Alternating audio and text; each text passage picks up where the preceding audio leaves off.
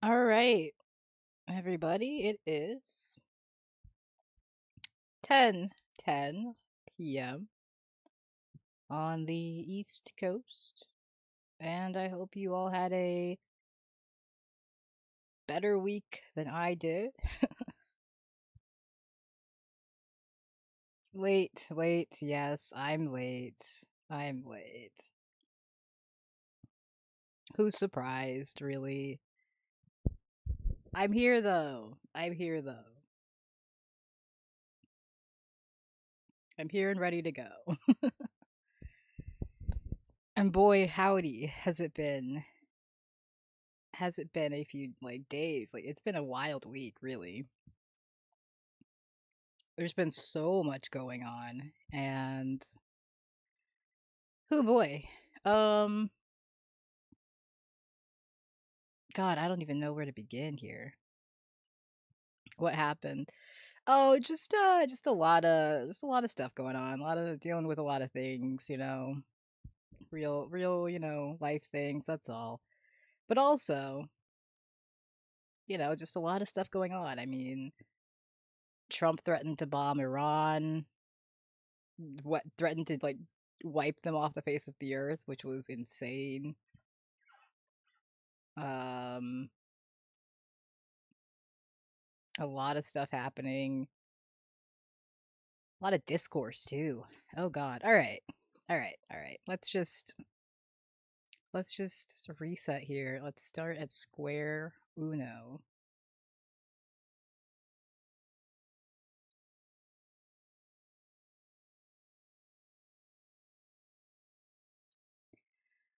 We can start with,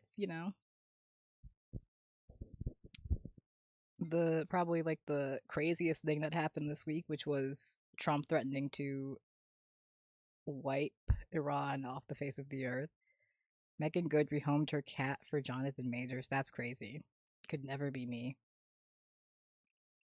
Um, and he fucking like did it in the most disgusting way ever with his crazy ass tweet that he made. I don't actually know if I have it,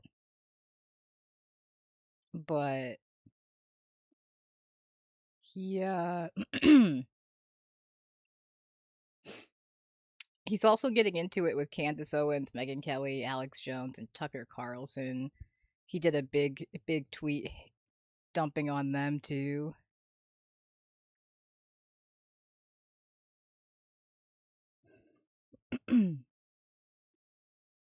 Which the Truth Social base, I guess, has been totally reacting normally to.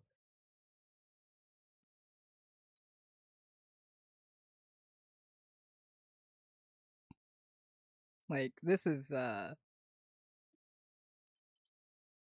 some shit. uh what, you are way out of line. Most of these people, especially Alex Jones, have been your day ones. You need to step back and take a good hard look at who is whispering in your ear. Get back to America first. I personally put up with years of abuse from the whack jobs out here in Cali for showing my support for you. But after this, I'm hanging up my red MAGA hat. You my red MAGA hat you signed. Get right, Trump. These are Truth Social posts, mind you. So these are the like hardcore of the hardcore Trump fans, right? Oh man. Like this is crazy. Like it's bad if you're losing the Truth Social people. Yeah, they're mad because of the war. Well, I mean, yeah. They're not even mad because of the war. These people are mad because Donald Trump decided he didn't fuck with Alex Jones, Tucker Carlson, and Candace Owens anymore. um, like these people, their last straw was the dissing of Tucker Carlson and Candace, which is very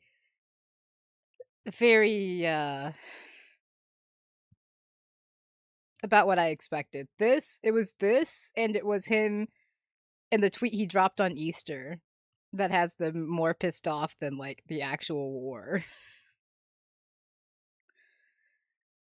Uh, you just lost my support, Mr. President. I can't. I'm done. DJT, you're just a man, and I've done all that I can to support you and stand up for you. But this is enough. I'm out. Good riddance to you and those who kiss your feet and shudder at the thought of having their own opinions that could at least show a sliver of backbone, an opinion of their own and not from the Kool-Aid they drink from your pitcher. See ya. It was fun while it lasted, but can't with this toxic approach of either 100% believe everything I say mentality versus I have a mind of my own and can base my own decision making based on common sense, history, facts, and trial and error. Like I just look, I don't know people like who the fuck has a True Social pose. It's who has a True Social account. It's fucking hardcore MAGA people. I don't know any normal person who has a Truth Social account. It's very funny.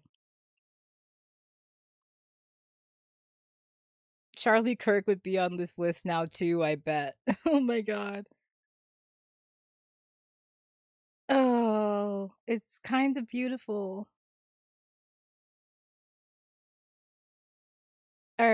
That's I just wanted to take a look at that real quick.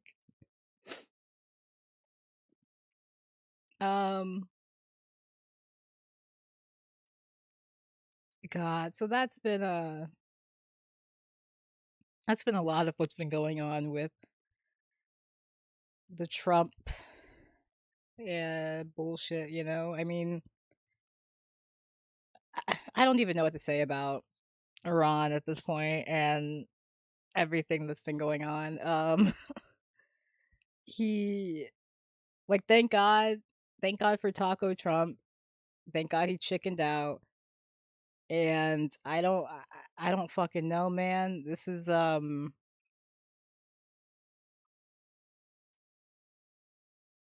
of those things where it's just like I will be very fascinated to see how the history books write these past few weeks. You know what I mean? Like I'm very curious to see how this is remembered, I guess. Like are these true social posts gonna end up in the history books, end up in textbooks someday? Is that where we are as a society?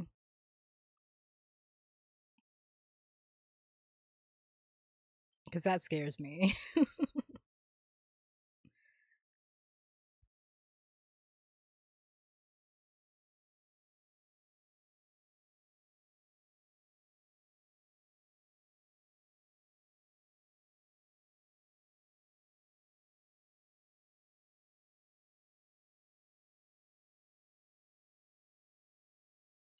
Yeah, I mean, I don't know if he's gonna I'm worried that this whole, I mean, this whole ceasefire that's not really a ceasefire that, hasn't thing and it's mostly just it feels like for them to, restock and regather themselves and sort of buy time to go back in with full force, I guess, and don't love that. Still not convinced we're not putting boots on the ground at this point. Just the whole thing is exactly not exactly something I am particularly excited about, but who the fuck is other than like Trump and Lindsey Graham and Netanyahu, of course. All right. Yeah, it's and then with all of that going on, with Israel continuing to also bomb the fuck out of Lebanon and continuing to be just, atrocious. Israel said they're not sending troops to Iran. Well, of course they're not. It would be American troops. That was never on the table. That was never in consideration for for Israel to send troops. But while all that has been going on, our old our old friend Ethan Klein is at it again.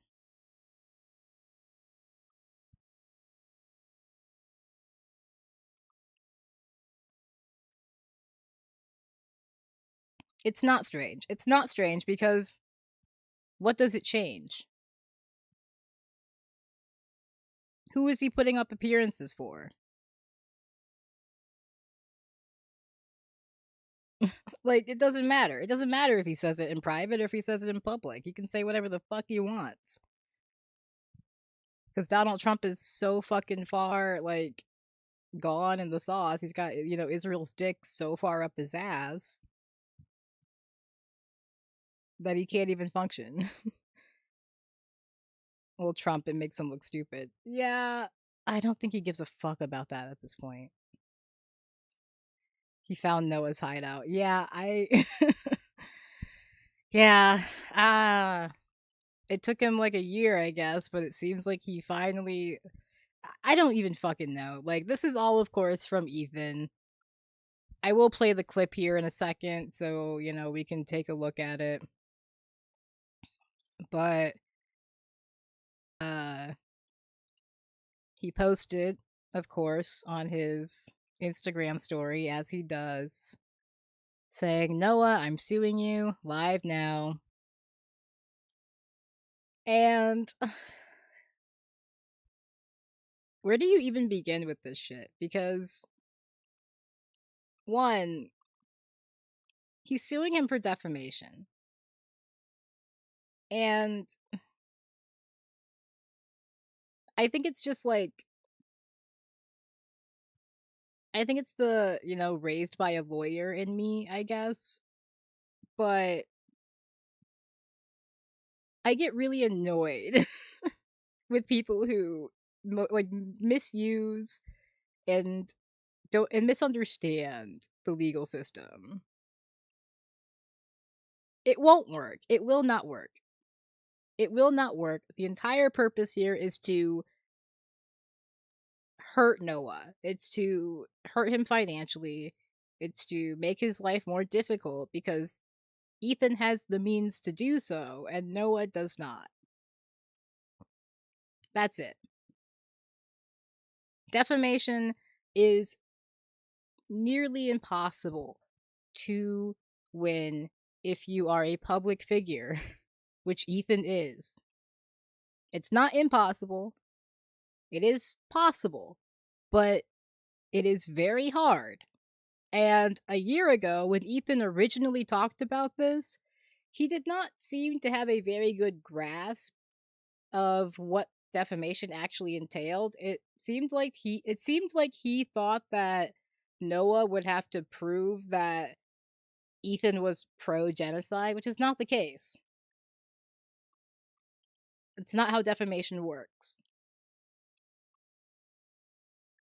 If you sue someone for defamation and you are a public figure, you have to prove that the person knowingly said what they said with malicious intent,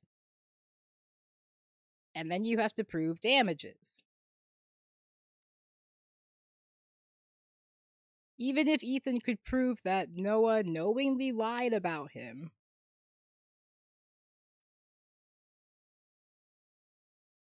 he would have to prove that that had an effect. he would have to prove he would have to prove it cost him. Yes. He would have to prove it cost him. And given the fact that this was around a time when a lot of people were doing various different videos about Ethan, Ethan was saying different things and going viral all the time for his awful takes. It would be incredibly difficult for Ethan to do that. He would have a very, very hard time proving. He would have a very hard time proving that Noah's one video about him, where he made the claim, that, which also is also a factor in defamation. You have to argue that it's not an opinion, which in this case, I assume that's probably what Noah's defense would be. He would probably argue that this is my opinion. Um, and that he didn't say it as like a factual statement. That's my like cursory glance. I'm not a lawyer in any way, shape, or form, but I assume that's what the defense here would be, or the sort of argument on Noah's half would be. But it's just yeah. Yeah, and California has strict anti-slap laws as well. Um, I don't I don't quite understand the long. I mean, I understand I understand the goal. I understand what Ethan's goal is. It's to hurt Noah and, make it difficult, make his life difficult. But I don't necessarily know what Ethan sees happening if this plays out to its conclusion. If Noah takes every avenue available to him to, to exhaustion, if he sees this through to the bitter end, if he manages to get the means, the money to do so, it doesn't end in Ethan's favor.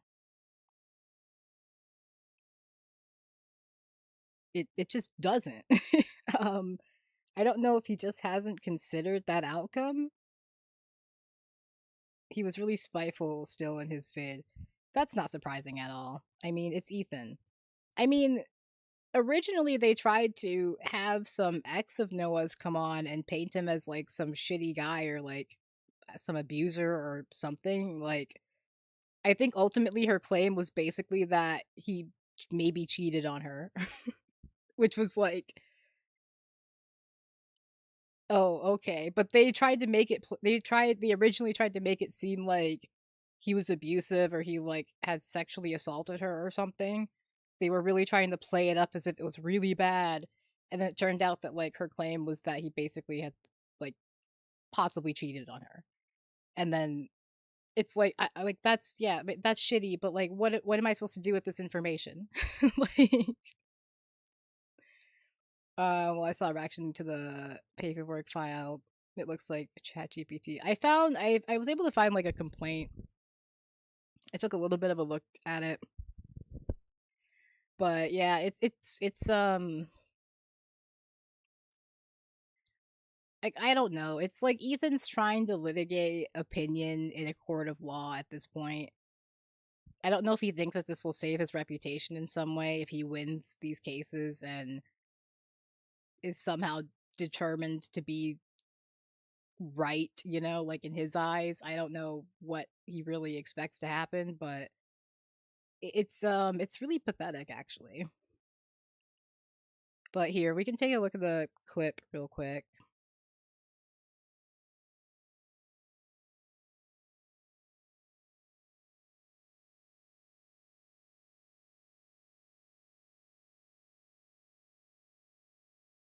Discussing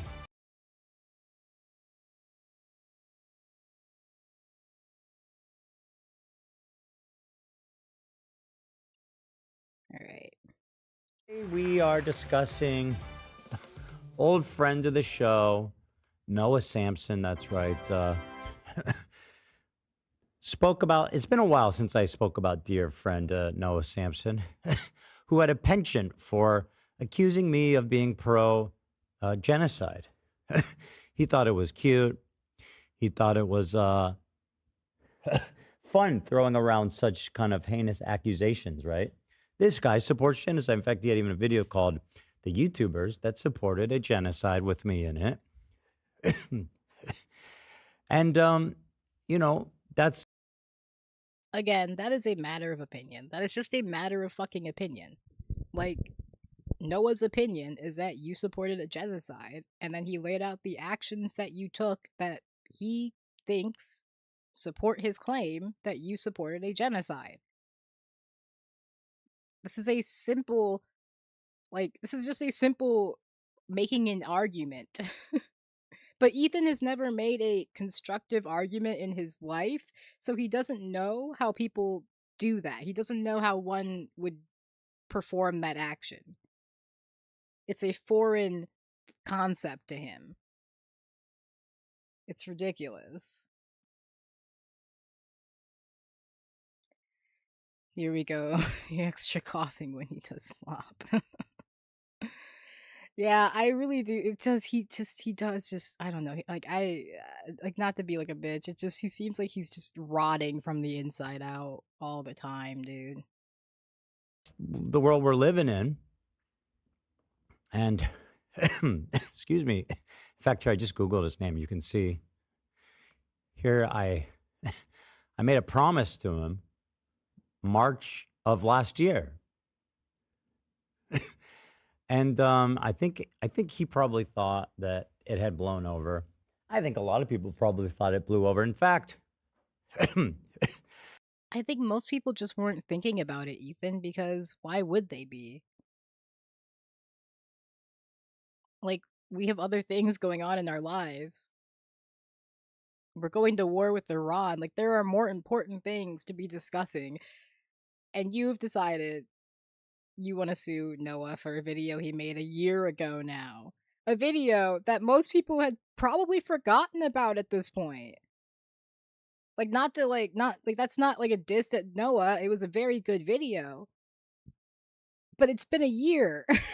I just don't think that people are thinking about this video anymore. In fact, if Ethan and like Mudahar and what Destiny, who was also in it, if they didn't like complain so much about this bullshit, it would have just been very quickly kind of, forgotten as just like a video people watched online. Like just one of the sort of many videos at the time talking about Ethan and the genocide and his rhetoric and that kind of thing.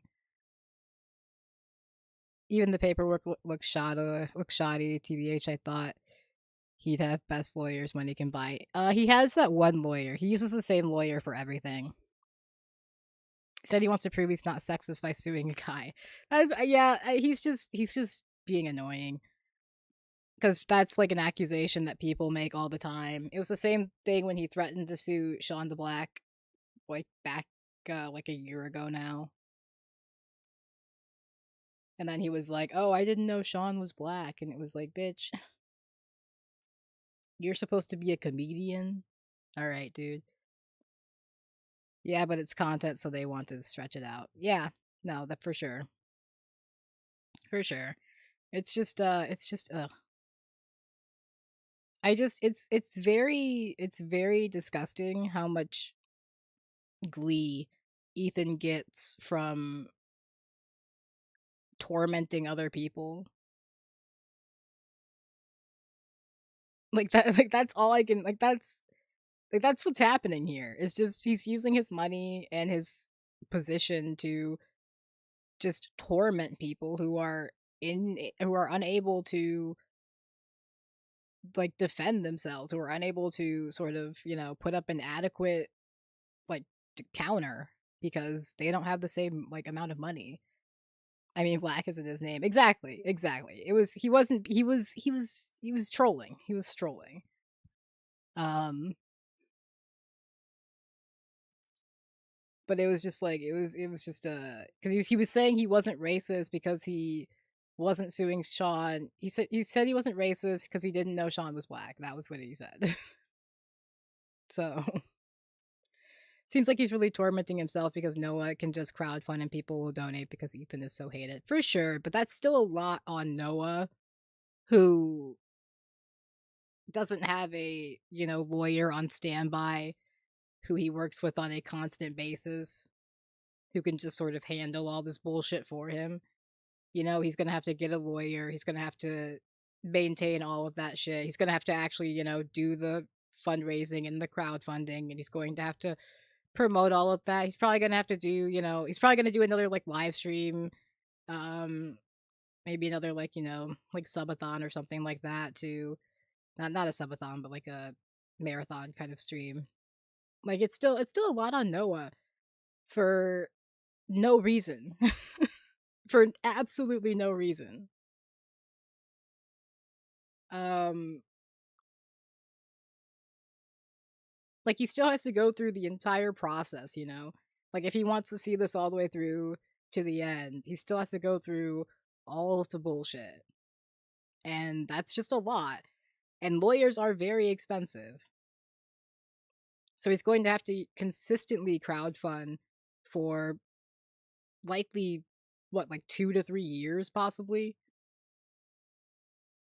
Like that's just a lot. And it's ridiculous because again, there's no reason. It was his opinion. And Ethan knows. Ethan knows that the likelihood of Noah being able to sustain all of this for the period of time that he will need to be able to do so is not high. Like, he knows that it's very likely Noah will have to, like, settle or come to some sort of agreement with Ethan, and then we'll get another Casey Tron video, and it'll be just as disgusting and just as fucking just ugh. I can't do that again. I cannot do that again. Maybe Ethan will lose his mind before that. Before maybe. Maybe. I doubt it, unfortunately. Maybe he'll go bankrupt. That's a more likely scenario, perhaps. I don't know. The statute of limitation is passed. But I, of course, kept a close eye on that. You see, the statute of limitation for certain complaints like defamation and the such. If you don't sue within, I think it's a year of the defamatory claim, it blows away like dust in the wind.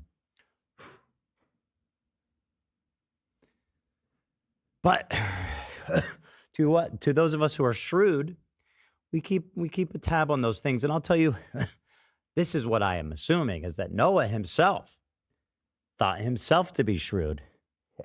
I had even alluded to it on this show. I said, well, it seems to me that Noah is ducking out, playing hooky on society.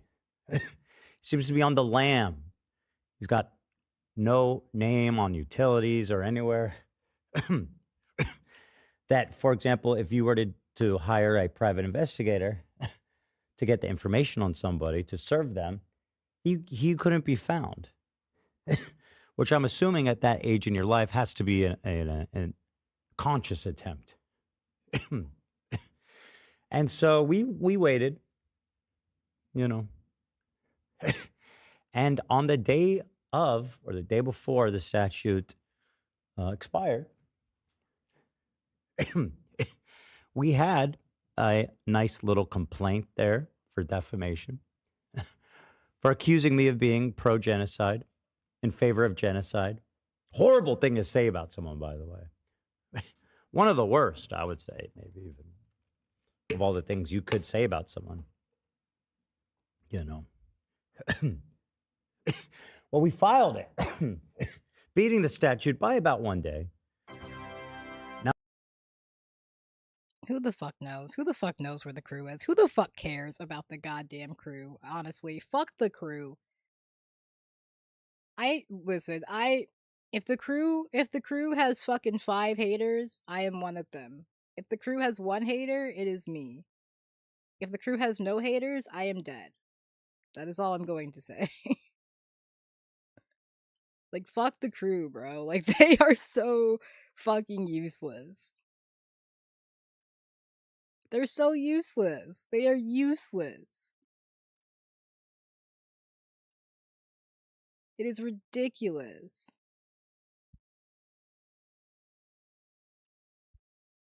But yeah, Ethan is just, he is monologuing the fuck on. He loves this. He loves to do this shit. This is his fucking moment to shine. He's got the theatrics down. You know, he's doing everything he can. He was literally defending Israel today after killing 500 people in Lebanon. Seeing AB trying to push back was so pathetic. AB. God damn. Like, AB, honestly, one of the most pathetic exports of Michigan, to be truly honest with you. Like, come on. How are we from the same state, my guy?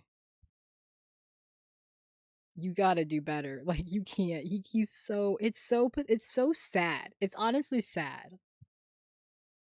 Because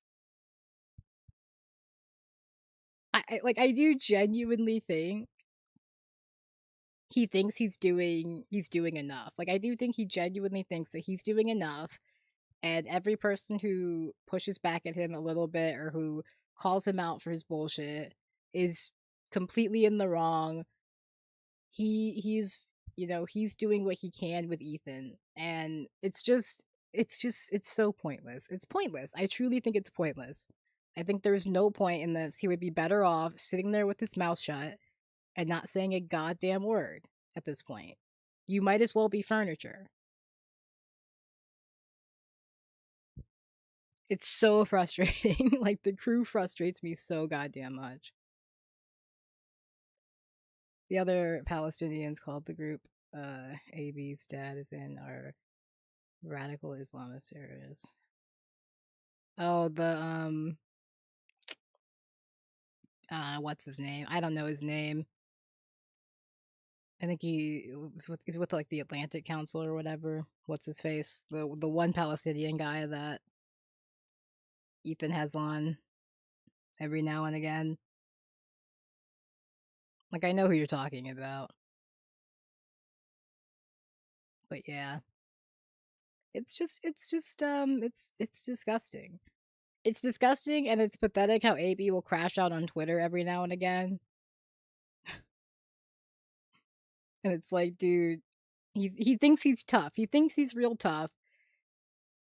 He thinks he's real tough, and then when it comes to Ethan, he's like, "Oh, I'm a wee baby. He's my boss. You guys want me to go hungry. You guys want me to be homeless."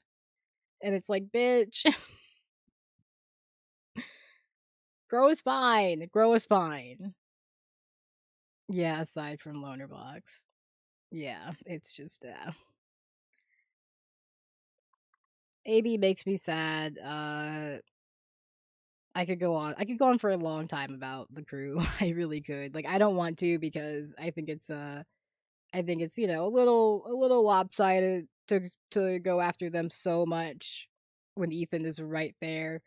But I just they I do think that the crew plays an active part. They play an active role in this. They Even if you took out the Israel, Palestine, Gaza, took out all of that, took out all of the more recent offensive shit that Ethan has said, and go back to before October 7th, Ethan Klein has been a shitty person for years.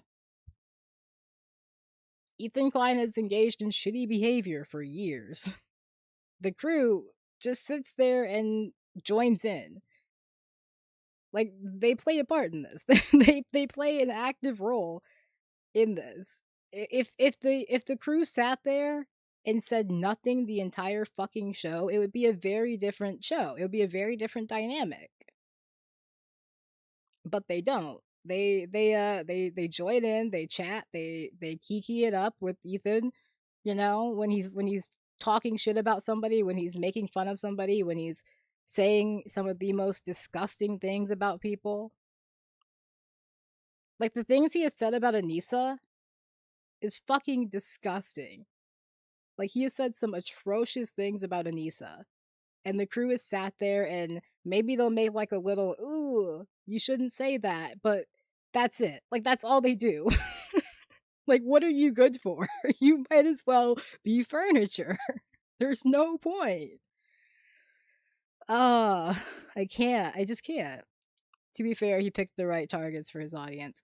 Sure, sure, but I do think that his anti-blackness has been very just very clear. I don't think it's something that he has tried to hide, and it's something that he has consistently been given a pass on throughout the years from both the crew and the audience. So,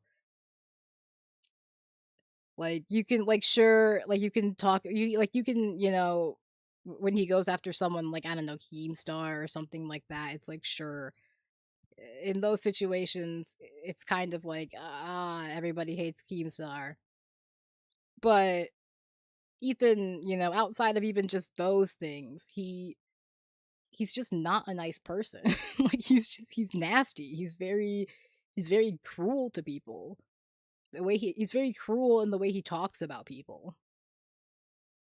Um and it's just Yeah, but his audience is very white, so like I said, right targets. No, sure, for sure. Um, like I mean, the way he went after the guy who made the Rebecca Black, Friday music video. It's just and it's just Ethan has dished it out for years, and then he finally got a sliver of what he had, sort of doled out to people. He finally got like a sliver of that back, and it was actually genuine because, he was supporting Israel. And he just like he crumbled. He completely crumbled. It's a joke. And every YouTube was on yeah. I mm, uh, I think that we all sort of have always known that it's bad to say the N-word. like I don't think that even though like a few YouTubers were really into saying it for a period of time, I don't think that that makes it so that, we sort of forget that that's just like a bad thing. Like there's that, there's the blackface shit, which it's like that whole entire thing is like tongue in cheek. Like Ethan knows he shouldn't be doing this. Like that entire bit is like Ethan knows that it looked like blackface and they shouldn't be doing it.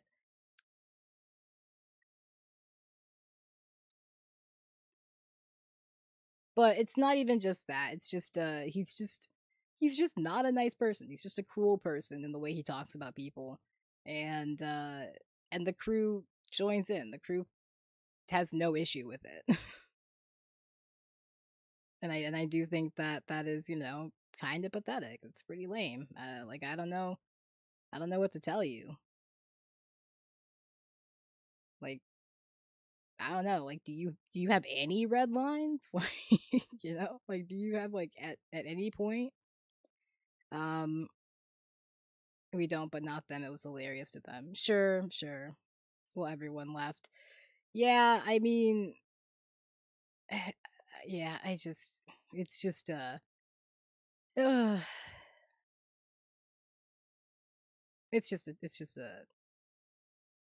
Ethan's an interesting person, I suppose. I have never liked him, and, I have always kind of side-eyed, the people who did for sure. I mean, probably my biggest criticism of Hassan is that he did a podcast with Ethan Klein. Um, like that is probably my biggest criticism of Hassan Piker. Like if you asked me to like list off like the things that I personally would criticize Hassan for, that would probably be top of the list. Because I think that the signs were there well um before they did the podcast. I think that Hassan is just too charitable to people. He's too willing to sort of give people the benefit of the doubt sometimes, and this was one of the times where it definitely came to bite him in the fucking ass. So, yeah. Yeah. Now, most of the time, people see these immediately, but we were under the radar. We filed it in Orange County, I believe, which is not trolled by media and press. So it went under the radar. Nobody even saw, until now, in fact, nobody knew that I was even suing Noah Sampson. Well, he knew since a couple of days ago, since he was served, but he's the only one. Just a totally normal, functioning man. Like, fucking hell. I don't know, man. I think you have problems. And then there are We people are who discussing. will always be like, "Oh, Ethan has a right to be upset with these people, like they're saying things online that are not true and blah blah blah." And it's just like I think it's very weird. I think it's very weird How many people are just kind of like, no, it's totally normal to just sue people like this. Like I think that we should be a less litigious society overall. It's it's getting ridiculous. I understand why we are. I understand why we are. Because to a degree, short of, short of taking matters into your own hands, there are very few ways in American society to hold people accountable when they wrong you. You have to rely on the courts. like that is kind of like you have to rely on the courts because usually any avenue before that, like any sort of functioning body that has been put in place to address these certain issues has probably failed. It's probably failed. It's probably failed at doing its job, and you probably are going to have to end up taking this matter to court. That is usually what happens. um, there was probably some rule, some policy in place, some department that was meant to address this issue on the ground level before it got to the level of being a court issue, and it failed. And the person was not, punished appropriately, and now you are suing. That is usually what happens. That is usually, like someone is wronged and they are not able to get justice in the way that is satisfactory, so they end up going to court. And it's I think that we should, have better ways of addressing these things before they get to fucking court.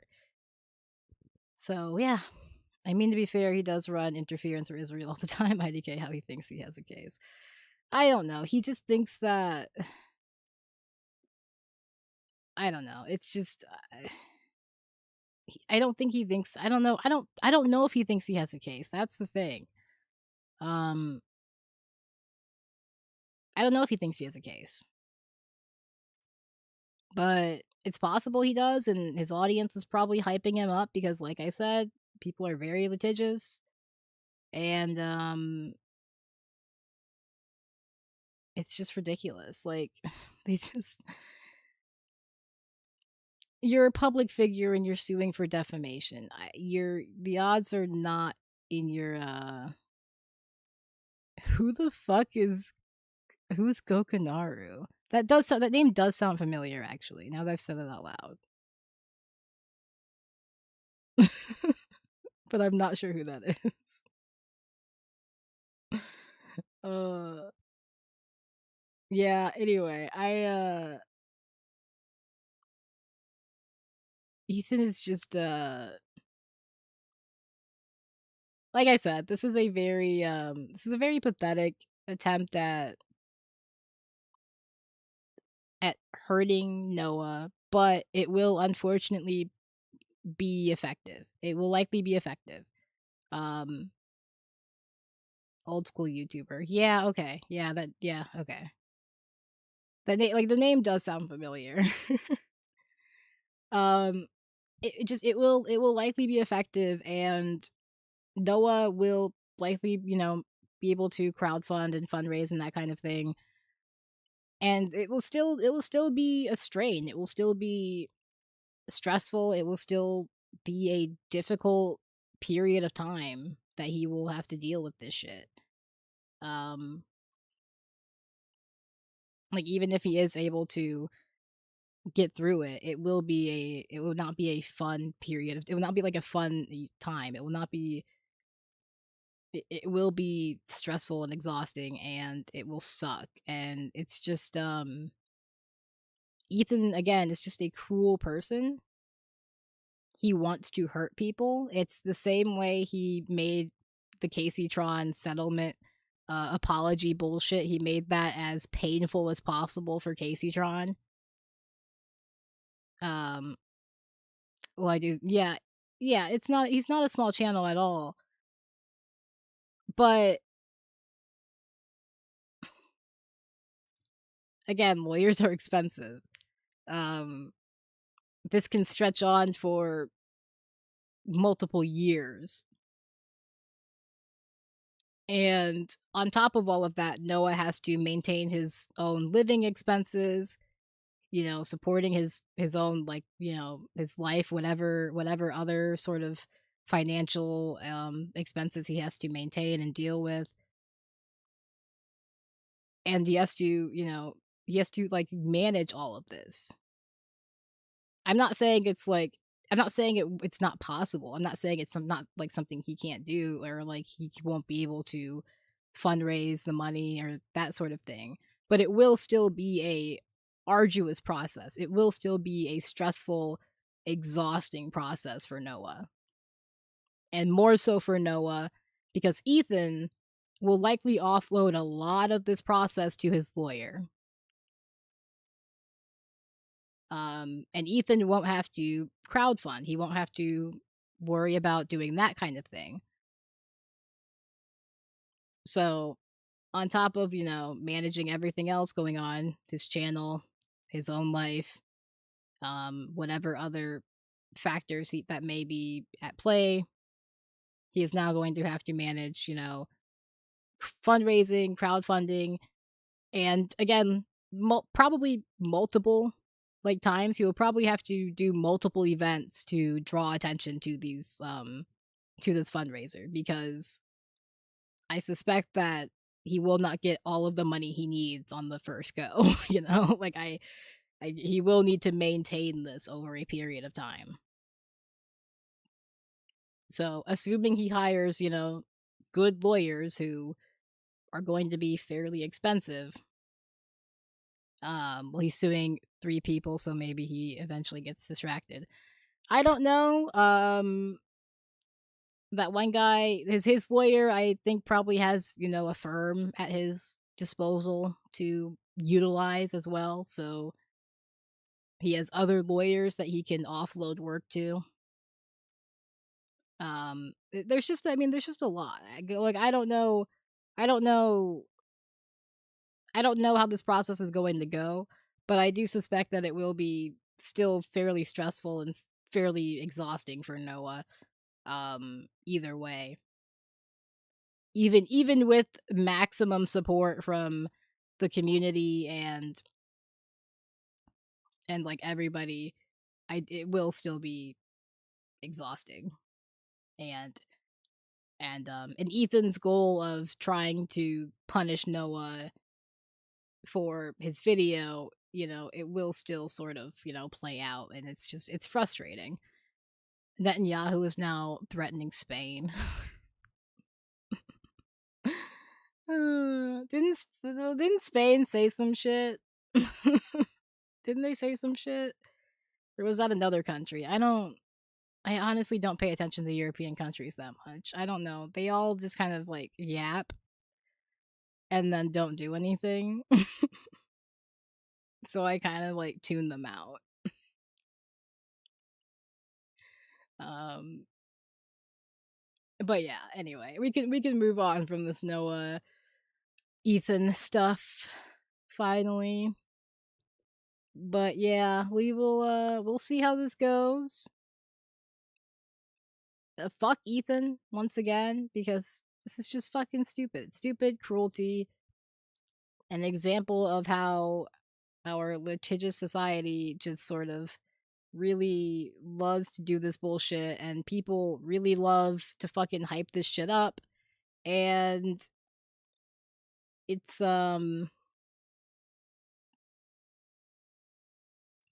it's just I hate it. I hate to see Ethan do this shit. I really do. It's just disgusting. Yeah, Spain is very anti-genocide. Yeah. Yeah. I'll give Spain their flowers on that one. But anyway. Uh Hopefully Ethan will just, I don't know, fall in a hole or something, and we won't have to deal with it anymore. Or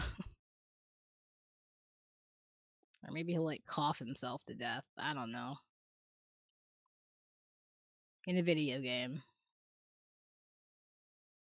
Whatever. Anyway, oh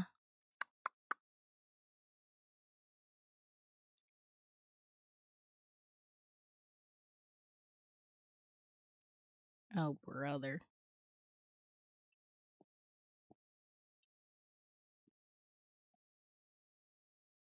that make things a lot simpler, wouldn't it?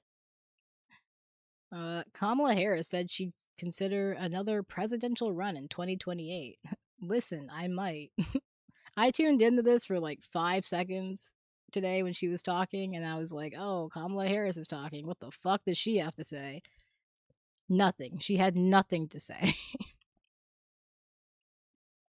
She had nothing to say. It was very it was she is torturing us. It's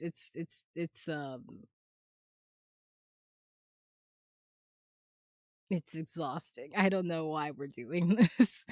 I like it's time to retire. It's time to go retire on a farm somewhere so that we no longer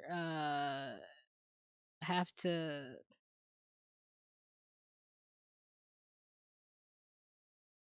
do this. But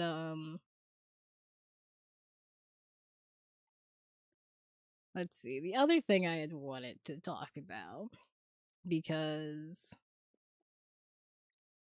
at this point it is just kind of funny whenever contrapoints start some discourse. um her tweets are just like so dumb at this point. I don't understand her commitment to this. Eric Adams got Albanian citizenship. I did hear about that. Um Look, they can have him. They can have him. Hardcore lib. Oh, for sure. So she started with this one. So Michael Tracy had said, and this was after Trump tweeted about, wiping a civilization off the face of the earth. Michael Tracy said, we're now 21 hours away from the promised military conflagration of unknown proportions and ramifications that's supposed to be unleashed. So, what are we supposed to do? Twiddle our thumbs, sing kumbaya, meditate, just wait patiently for the crazed Truth Social post. Just found out Bill's Barbershop is another hardcore lib. Michael Tracy. Oh, yeah. Yeah. I don't know what's going on with Bill. Don't know what you're referring to, but um, I don't know. I mean, people. I think people are more complex than the hardcore lib or that kind of thing. Like people have bad takes from time to time. So I think people can have like a bad take without necessarily sort of encompassing their entire view, I guess, or like worldview, but it depends for sure. But ContraPoints came back in and was like, "Well, I was told we didn't need to vote because there would be a revolution if things got bad. So I assume that's happening any minute now." And he's going back and forth with Bad and Banana over saying there's no Jewish exceptionalism. I have to look into that a little bit, but I don't know what.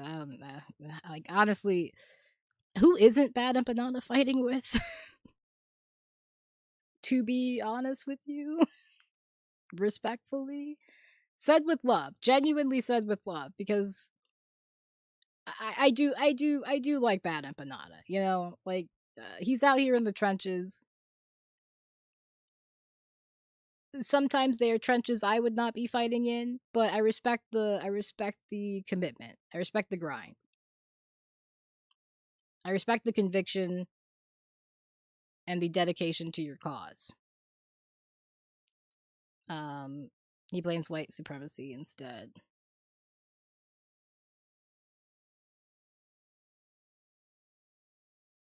Okay. I think I'd have to hear, I think I'd have to hear him articulate the take himself. But I think I know what you're saying, but, I'd have to, like I think I'd probably need to hear it. But, yeah, I mean, I don't necessarily agree with that for sure, but that's not exactly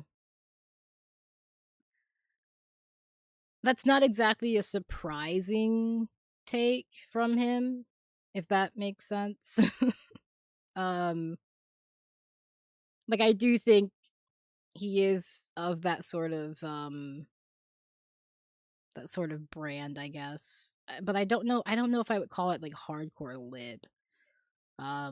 It's different. It's like a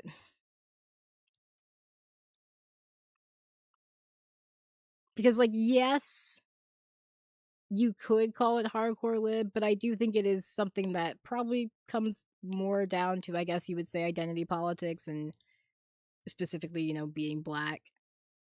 I do think it is framed from that worldview specifically, from that like point of view specifically.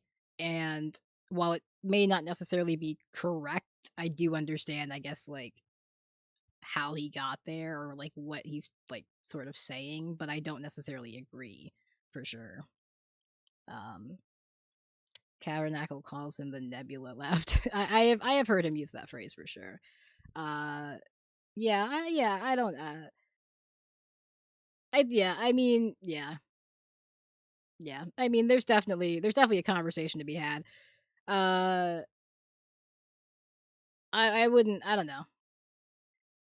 I'm not someone who would necessarily write them off completely. Like I do think there is probably like a discussion to be had, maybe, I like my take on this kind of thing is that like sometimes it takes time for people to evaluate their position and sort of change their position on things. Like sometimes they can be presented with new information and not change their position immediately. It can take time for them to sort of reflect on that information and have it sort of settle in.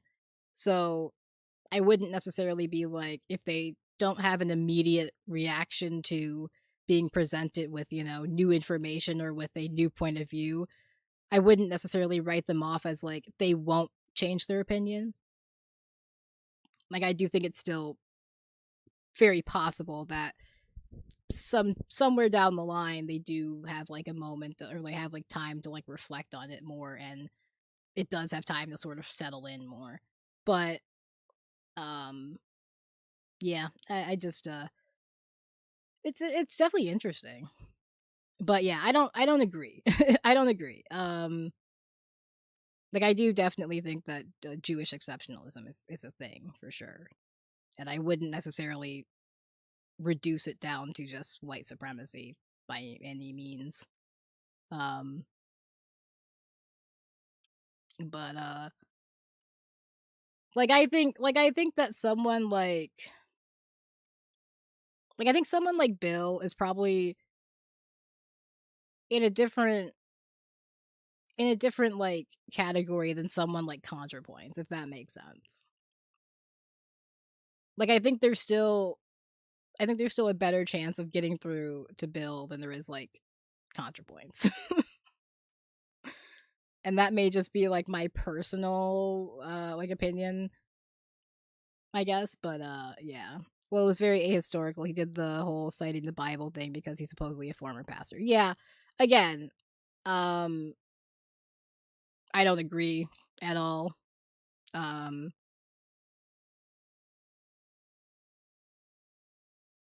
and yeah, I wouldn't like I feel like it's probably one of those things where given some time to reflect and like if taken the time to reflect and digest a little bit more, I do think that he may have a change in opinion or at least have a different sort of view on it. I don't know for sure. That is 100% just my speculation on it. Um but Yeah, I mean, just people sometimes have bad takes. People just sometimes have bad takes. like consistent bad takes. It's like, yeah, okay, we're getting to a point where we maybe need to, think about some things. One bad take, we can discuss it. Let's examine this bad take and let's remember it for later for sure. It obviously depends on what the quote unquote bad take is, but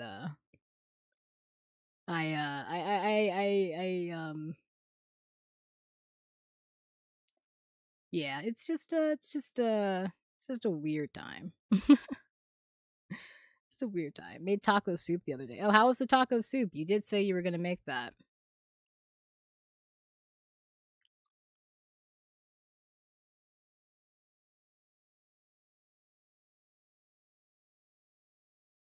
But anyway, contrapoints. She's talking about like revolution. She says, so when's that happening? Any minute now. And I just want to say, I don't think anybody was saying that there was gonna be a revolution if things got bad. I know what she's trying to say. You liked it. It was pretty good. That's good. That's good. Glad you liked it. But I get what she was trying to say, but I mean she's talking about like some extreme people, I feel like. Because the majority of people, myself included, were saying that Kamala needed to move to the left so that she didn't lose the election. Like that's what I was saying. I don't know who was telling her that we were going to have a revolution. I was never betting on a revolution. I was in fact betting on the opposite. That's why I wanted Kamala to move to the left so that we wouldn't be here. um so yeah. She started with that one and then continued. Let me see if I can find it because there were quite a few here. Quite a few here. She quote tweeted herself at one point. Oh man, where is it? I don't know if I have it bookmarked. Let me find it. It's fine. That's fine. It was funny because last I checked, ContraPoints had left her Blue Sky, but I guess she came back at some point. I guess she came back, and now we are here. Oh, I did have it bookmarked. I just didn't find it. That's cool. Then she got to this one, and she's like, "Seriously, where are the revolutionaries? Are they at brunch? I hate a bitch who wants to be clever. I hate a bitch who wants to be clever and is not clever because you're not clever. You're not the least bit clever. You're not the least bit funny, and I'm just annoyed. Like you've just irritated me even more. Are they at brunch, bitch? I wish I was at brunch." Well, she's probably on Nebula mostly. Yeah, I mean, she's on Nebula. I know she streams sometimes, and she's on and she was on Blue Sky. I don't think she's posted on Blue Sky in like a few weeks, so she's back on Twitter now. I'm hearing that the plan all along was to keep the Democrats out of power, and then once they're out of power, to tell them to do something. Like she's talking about a very, very, very small part of the left who was probably in her fucking replies yelling at her about her statement on Gaza, and she got really like hot and bothered about it, and now we all have to suffer. Now we all have to deal with the crash out over it, the extended crash out over it. I don't think the left was to blame for Kamala's loss. If we're blaming people, it was the people who stayed home, the people who did not get off the couch to vote. I don't know how many of those people were leftists. I suspect the majority of them would not identify as leftists. I suspect they would probably be like, like undecided or moderate or something like that. So she's talking about a very small section of the, left population, so to speak, and she's getting very irritated about it. And she has been irritated about it basically since the election happened.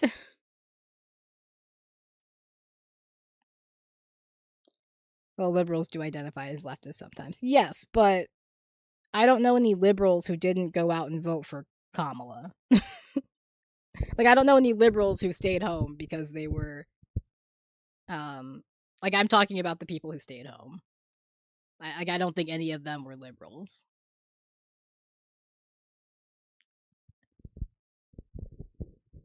So someone said, "Did you miss the part where leftists and even a few liberals were extrajudicially arrested, beaten, and murdered just for standing up for their communities? Fuck off forever." And she responded, and this exchange definitely irked me a little bit. Can't lie to you.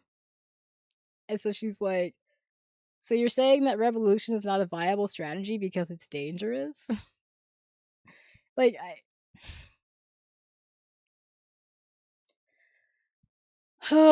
okay. And it gets worse. It gets worse. It gets worse. Um so we go down a little bit further here. And then she says, "I'm sure we all agree that any resistance to ICE and fascism is admirable. My frustration here is only with people who advocated against voting for Democrats on the grounds that a fascist victory would precipitate a socialist revolution. We got the fascists, but no revolution." Again, who was doing that? You are talking about extreme, like far leftists, like anarchists. Like you were talking about people who were never going out to vote in the first place. Like you were talking about people who are usually ignored. Like the average person hears those people and dismisses them. And that's not me taking like a jab at anarchists or anything like that. Like that's just the truth. That's just the truth. The average person hears that shit and is like, I gotta go to work. You know, that's just it. uh I'm so tired. I'm so tired.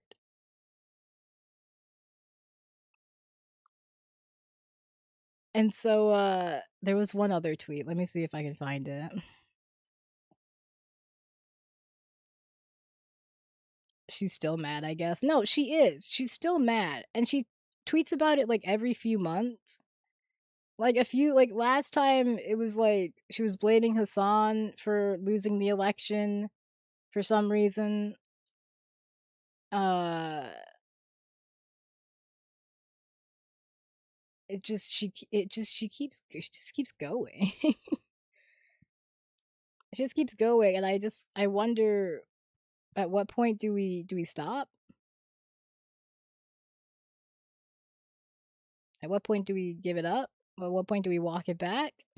Do we just accept that the election was lost because Kamala ran a bad campaign?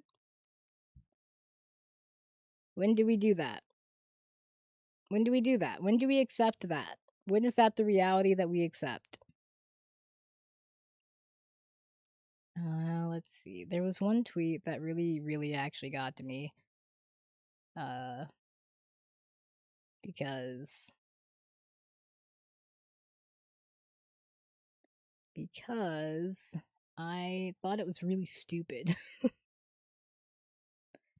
That'll be the day, and the day should be literally the day after the election. Like that's the day. That's the day it should have been. That is the day that we all should have been. Kamala ran a bad campaign. That is why we lost the election. But they don't believe she ran a bad campaign is the crux. Yeah. But Maybe if the DNC released that autopsy, we'd have the answers, but crazy how they still haven't released that shit. Where's the tweet? I'm gonna find it. I'm gonna find it. Hold on. Like, where is that? Where, like, like, where's that autopsy? Where's the autopsy? Why won't you release the autopsy? Why won't you release the autopsy and tell us why Kamala lost the election? Oh, because we already know. We already fucking know. We already know why she lost, and you don't want to admit it. Da, da,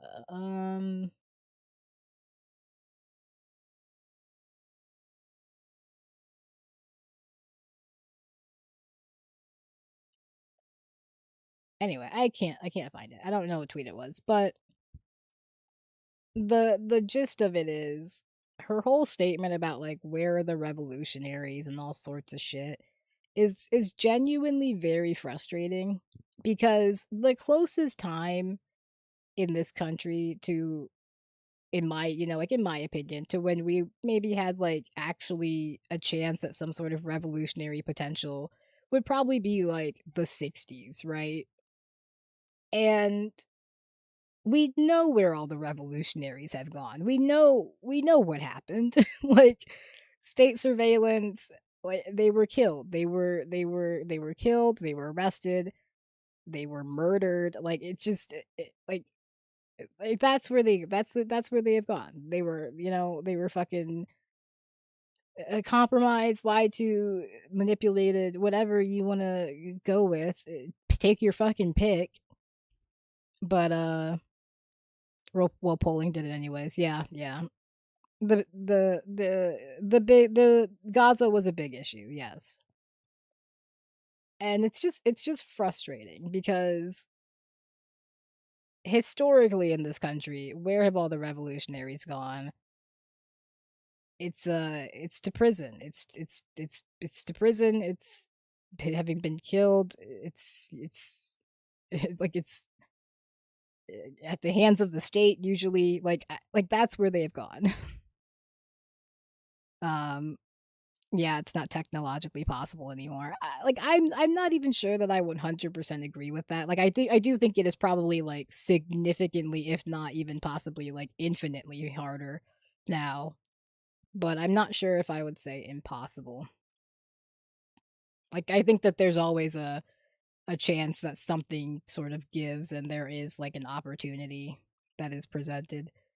Um but definitely far harder, far more difficult, far more dangerous and unlikely to happen at this point. But it is just very frustrating to see her sort of do this whole song and dance and be like, "Oh, where are all the revolutionaries? We were gonna have a revolution." And it's like if you had any actual real like understanding of like leftist politics in this country and just like any grasp of like the history in that regard, you wouldn't be like saying this shit. You wouldn't be out here being like, "Oh, where are the revolutionaries?" Like, "Oh, you're so funny." It's easier for them to nip it in the bud. Yeah. Yeah, for sure. 100%. Um well, she has no skin in the game. She's been rich a long time. I wouldn't even say that because she is still a trans woman. Like she is still um 100% part of like a significantly like targeted minority in this country at this point. Um and like she herself may be far removed from that danger, or at least like as far removed as she probably can get herself at this point. Um there is still a level of um like danger and like concern, which is why I imagine she holds so much animosity towards the left for quote unquote losing the election. Like I imagine that's where a lot of this stems from. But it's just, in my opinion, completely misdirected. Yeah, but she can literally move anywhere. Sure, for sure. She can move, she can do things. I suspect she has, friends and family that make that decision a little bit more difficult. Like I may not be a huge fan of ContraPoints, but she's still a person who has connections and roots in this country and in like wherever she is living. And I suspect she wants to make where she is living, just a safe place for her to live. And but it is just frustrating to see this like continued desire to direct this hatred towards the left because you blame them for losing an election that Kamala had every opportunity to win and by all accounts could have won, but made decisions that lost it. Like she made decisions. She made bad decisions. And it's okay to be upset with Kamala for those bad decisions. Like I don't understand why the desire is always to blame voters and to blame like the population and to blame people because as far as I'm concerned, the average voter in this country is not educated enough to make the perhaps morally correct decision. They're not like interested enough, like self-interested enough. They're not like they are too self-interested. They are not like invested enough in doing sort of, like the right thing and voting against like fascism. Um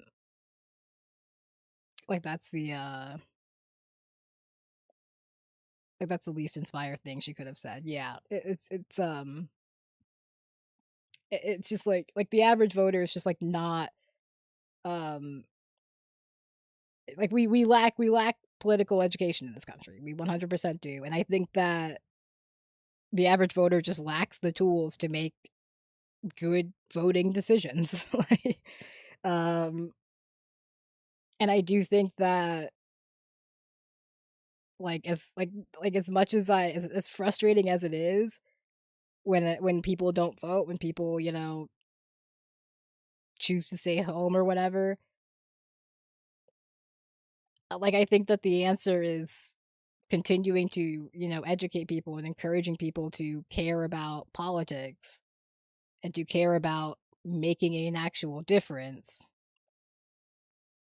Um, well, fascism is just imperialism turned inward, and she wouldn't budge. Yeah, I guess what I'm trying to say is, it's it's like it's just blaming blaming it's like blaming it's like blame it feels like blaming a it feels like blaming a first grader for not being able to do algebra. Like, you haven't taught them to do algebra yet. They're not gonna be able to do algebra. Like, you can put an algebraic equation in front of them and ask them to solve it, but, I mean, what are they gonna do with that? So, I don't know. It just, I do think it's silly to, like, focus on, "Oh, people stayed home," or "People did this," and it's like, yeah, focus on that because, like, that's an issue, but, like, focus on, like, blaming people, I guess, like, for that is very, feels very like I don't think that's gonna motivate anybody to go out and vote. Like you're not gonna guilt anybody into going out and voting because the average American is too self-interested and unless they see their vote directly benefit them, they're not gonna do it. So trying to appeal to them on the grounds of like fascism and imperialism, it just doesn't work because I don't think I just I don't think even from like a Like, the average American just doesn't care. It's stupid, but yeah.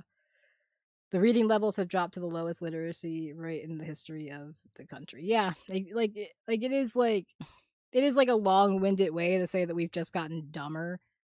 Um, but I do believe that is very much a very specific issue here is that the average American is just not um they're not like educated enough politically to go into like the voting booth and examine their options in a way that is actually effective and actually like useful to them, you know? Like and so I think that like asking them to examine it and like take into consideration like imperialism and fascism, that's like a whole other like that's like asking them to do calculus at that point. You're like asking the first grader to do calculus at that point. Like we can get there. We can get there. But we got to work our way up to that. We got to start with the basics. um like when when you ask them to start like factoring in like that kind of shit.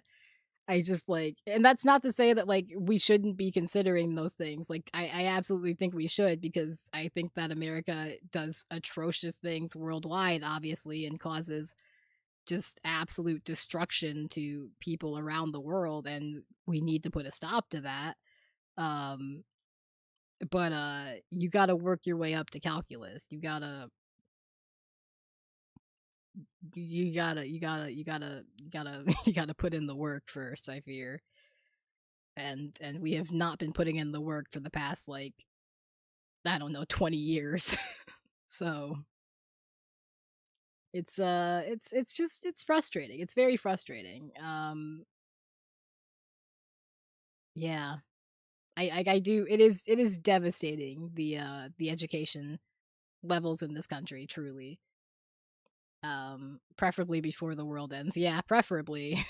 um holy fuck. Like it's very frustrating because it's like you I think many people on the left obviously can sort of look at the situation and see the problems and see the like problem areas and see where we most need to direct our attention now. And we know that there's no real way to like brute force that. It's just it is something that is going to take time, I think. And it's just like we don't I don't know how much time we have. Um like not to be like super cynical and super like doomerist or anything like that because I don't think that the option is like giving up. Like I don't think that's really an option. um but yeah, no one is listening for sure. It's just it's very it's very frustrating. It's very frustrating because like I think a lot of us identified the problem areas, you know, can see where things are very much getting dire and it's just there's no real there's no real way to like make people sort of like switch their attention to those areas like there like there are things that can happen there like obviously there are sort of like you know special circumstances and like phenomenons that can occur that change like public perception that change like public sort of like opinion on things.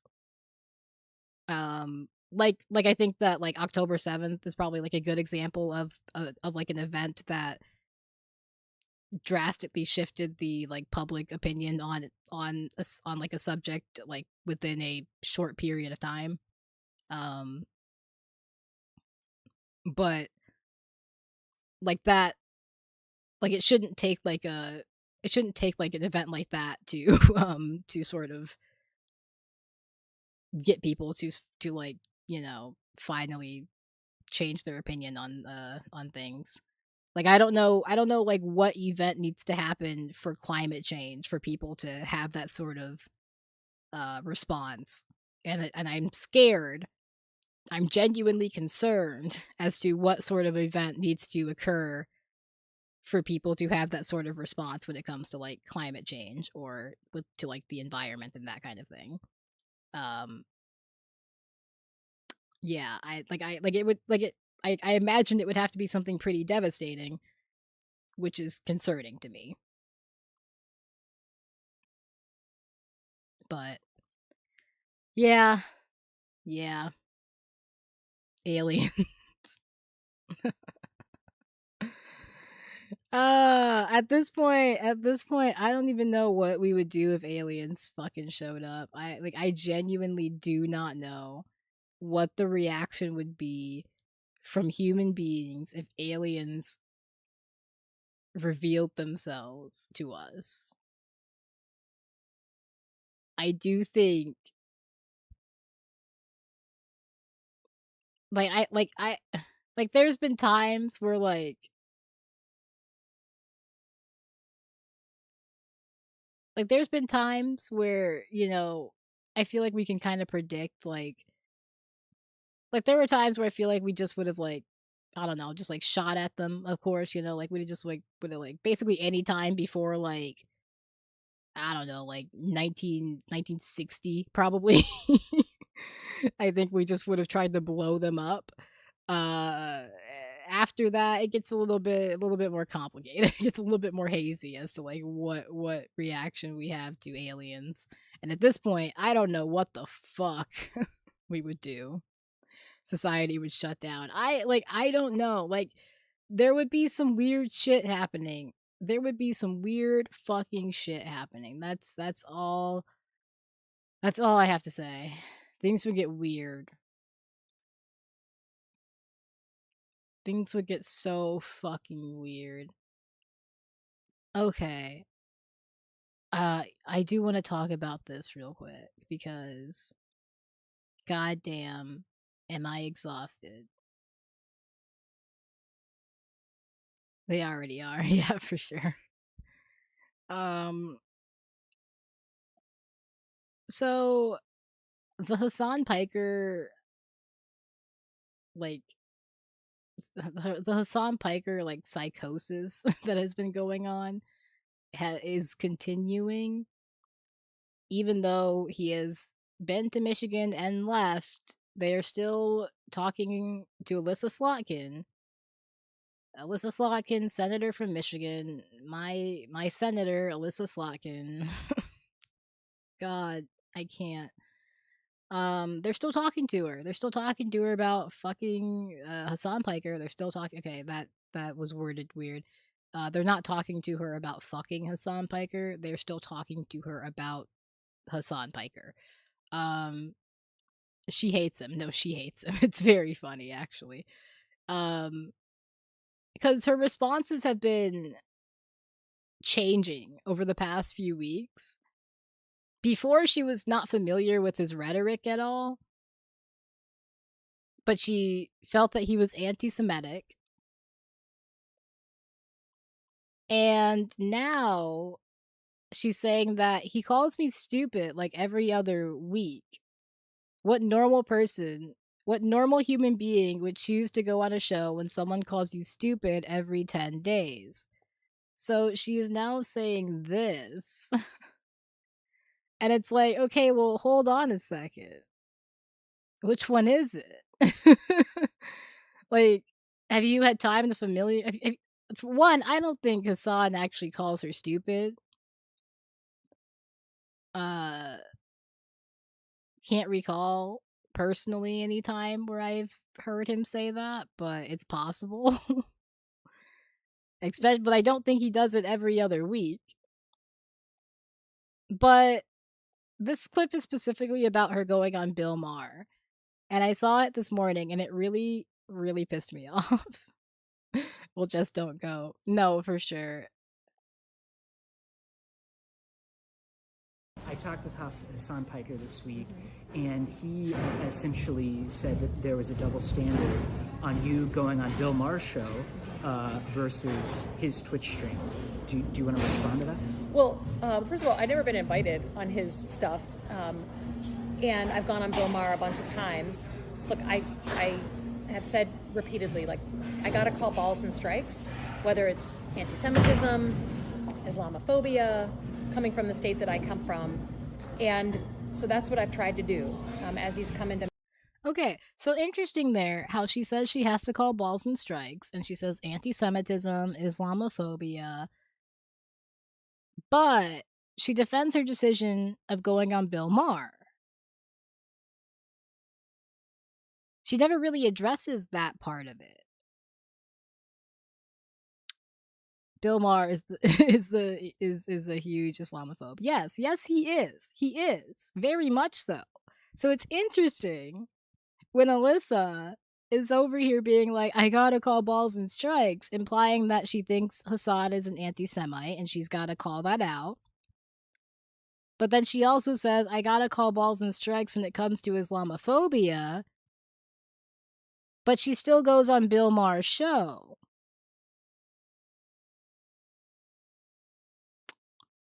The math is not mathing. It's not making sense. It's not adding up. I don't get it, Alyssa. I don't get it. Michigan. And, I think there are a ton of podcasts or, invites that I've not taken. And every politician has to make their choice. They have to make a decision about what they're going to go on. So I've been on Bill Maher, I think this is my 4th time. And that's just how I feel, given some of the things that were said. And which strikes does Hassan hit? What are his strikes? Strikes? Which strike? You said balls and strikes. Oh. What are his strikes? I think for me, some derogatory things he said about Orthodox Jews, saying that we deserve 9/11. Like, there's some things in there. Not to mention, he calls me stupid like every other week. So what normal human being would choose to go on a show when someone calls you stupid every 10 days? So it's not. You are a politician. You're not a normal human being. Like, what do you... you're not like the average Joe. You're a politician. People are going to have opinions of you, and sometimes they are going to be negative. Even if that were true. Even if Hassan did every, once a week, like, on the dot, like, every, I don't know, Monday at, 4 p.m., he takes out his little clock and he's like, oh, sorry, time to call Alyssa Slotkin and stupid. Like, if he did that every week, it's like, still, you're a politician. I'm speaking. It is very I'm speaking.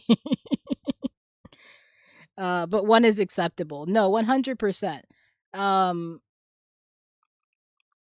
One is acceptable. It's Islamophobia. She finds it acceptable. That's not a red line for her, but perceived anti-Semitism is. Not even real anti-Semitism in this scenario, but perceived anti-Semitism is. So, no, that's great. That's awesome, Alyssa. Now, Alyssa only has her spot, and Alyssa has to be one of, if not perhaps my least favorite candidate I have voted for in my lifetime. Like, I cannot think of another person. I think I found Hillary Clinton to be more palatable than Alyssa. And that's not to say that I like Hillary at all. But I think Hillary was at least better at the whole, PR game. You know what I mean? Like there was at least, she was less grating on the nerves. But Alyssa is, I don't know, she just, she doesn't stop. She doesn't stop. She's on this, weird kick now.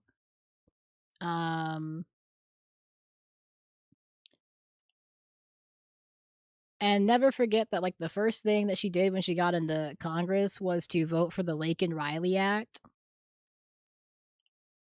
That was the first thing she did. That was the first vote that she had, was to vote for the Laken-Riley Act, and she voted for it. Just to remember that. Which, the Laken-Riley Act, which, if I am remembering correctly, I believe it allows What is it? What is it specifically? Is it allows them to charge, allows them to like pick up people who are like what is it? I'll look it up actually. I'll look it up before I say something incorrect. It's like it's not convicted. It's like charged with the crime, but I don't know what the specific wording is.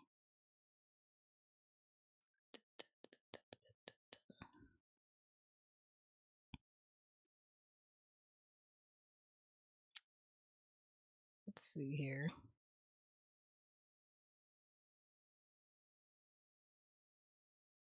Yeah. Requiring no bond detention solely on the basis of a charge or arrest. So like yeah, it allows you to like it's like yeah, it's just fucking not a good fucking act. Let's just go with that. And she voted for it. That was the first thing she did. Uh this was I guess in Ohio. I don't know what the fuck she's doing in Ohio. Like don't piss me off. The fuck are you doing in Ohio? Like that's traitor. That's traitor territory. Like that's enemy territory. That is traitor behavior. What are you doing in Ohio? Bitch, what the fuck? Thing I feel about the whole debate, progressive versus moderate, it feels stale to me. The way I see it as a new senator, 1 year in, when I sit in that room with other senior elected senators, it doesn't split down lines of moderate versus progressive. It splits down lines of fight versus flight. There are people in that room who believe that Trump is an existential threat to the country, and they are there to fight and organize and be able to do something in a real strategic way. And then there's half of them who literally, some progressive, some moderate, who will say, Alyssa, look, we're not in power. We can't do anything right now. Just wait. Just wait him out. Let him shoot himself in the foot, and people will come home to the Democratic Party. And I am probably way more moderate than you and others who are here, but I am on team fight every single day of the week. And that to me is the way of the future. How do we make coalitions? Like you're just yapping. Like what are you like how do we make coalitions? Like I'm going to tell you what I want. Okay? I want a progressive candidate who is going to fight for progressive policies. That's it. That is it.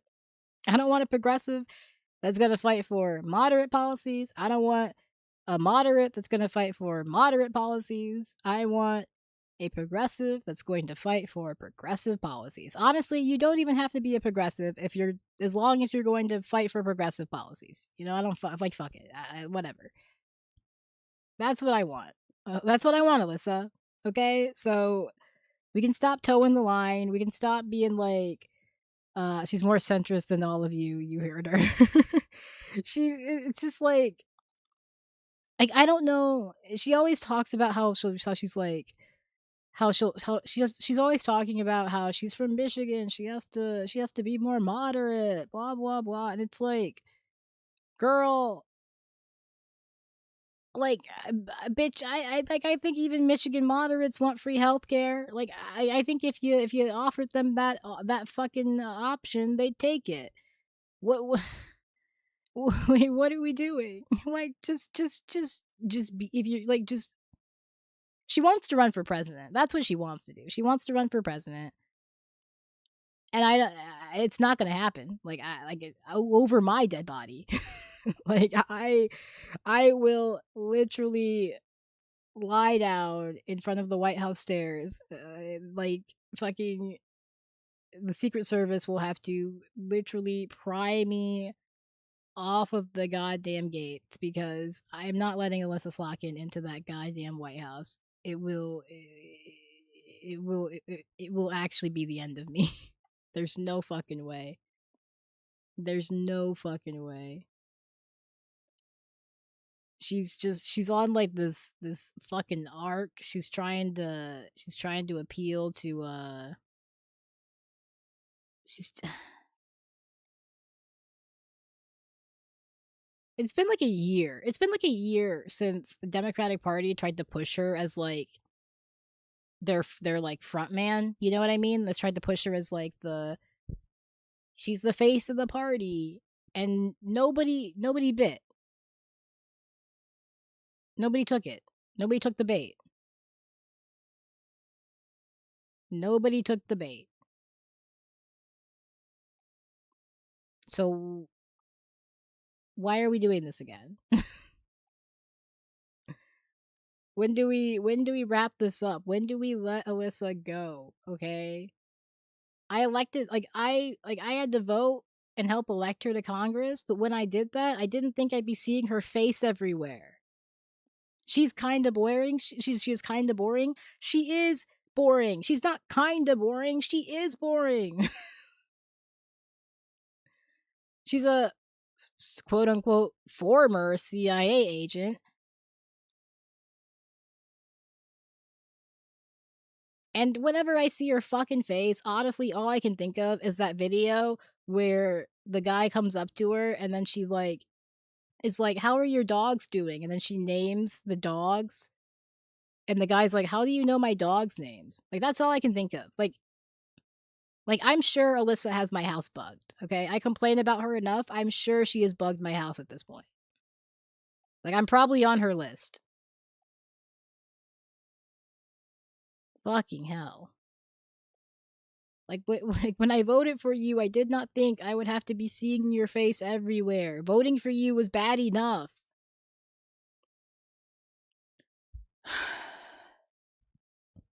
Like, I didn't want the fucking Republican, okay? Like, I didn't want the Republican. Like, here, let me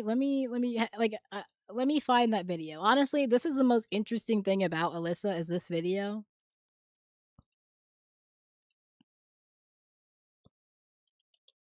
And it's terrifying. Like, it's actually terrifying.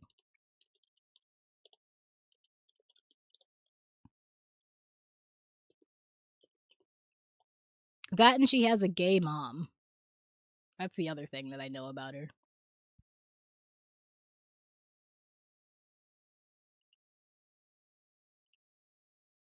Here. This is the only other interesting thing about Alyssa, is this video here. So she's got this tracker, right? This person who's following her.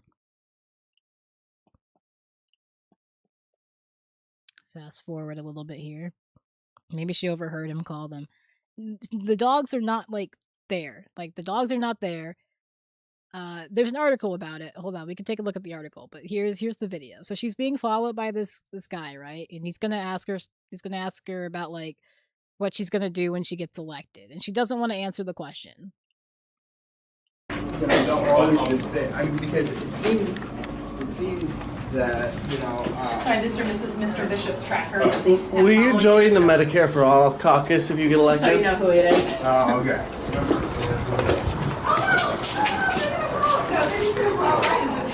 Mr. Bishop's tracker. He just follows me around. Well, why didn't they do that? Why did you do that? Because he wants to. Well, I want to know, do you guys think, should Alyssa join the Medicare for All caucus if she's So elected? he follows Alyssa around, filming her at all times. Every day since August 1st. As a way to... Is he using our monies to do that? No. Well, who knows? I've never met Mr. Bishop. Don't work for him. Never met the guy. All right, so we're getting in this bolt. Neither we. Miss Slockin, will you join the Medicare for All caucus if you get elected? Hey, Miss Mello, I see you. Sporting our buttons. All right. Yeah, okay. I'm going in this car? Nope, You're well, going in your own. Okay. Bye, guys. Miss Slockin, will you join the Medicare for All Thank you caucus again. if you get elected? Fran, thanks for your help. Yes, of course. Thank you. Miss Slockin, will you join the Medicare for All caucus if you get elected? How are Sloan and Leroy? How do you know my dog's names?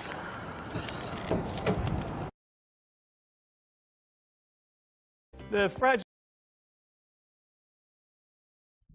So yeah, you would think that, right? You would think that they probably just Googled it. You know, he's been following her for a significant amount of time. That would make sense. That would make sense. However, however,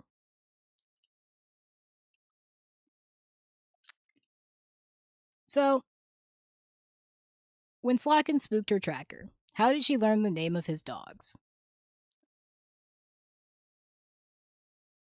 So, you know, it starts with the video, starts, you know, by explaining the beginning of the video. And, you know, will you join the Medicare for All caucus if you get elected? So, up to now, the tracker has been content to serve as a documentarian, but now that Slacken has engaged him, he turns from filmer to questioner. He must be uploading the vid, so he just has to search for her name. No, yeah, you would think that. You would think that. However, when you scroll down here, Slocken has opened her door. She could close it and drive off, but a smile grips her face. As she descends into her seat, she asks, "How are Sloan and Leroy?" Those are the names of the tracker's dogs. Not available on social media. Not available by any means other than having the tracker investigated.